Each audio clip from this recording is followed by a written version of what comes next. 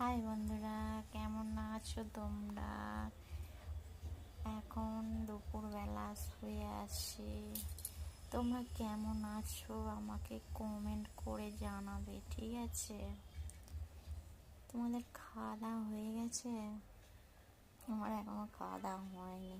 চলে আসো তোমরা, যদি খাও আমার সাথে চলে আসো, তাড়াতাড়ি আসো, একসাথে ডিনার করবো। তোমাদের খাওয়া হয়ে গেছে? কমেন্টটা জানিও, ঠিক আছে?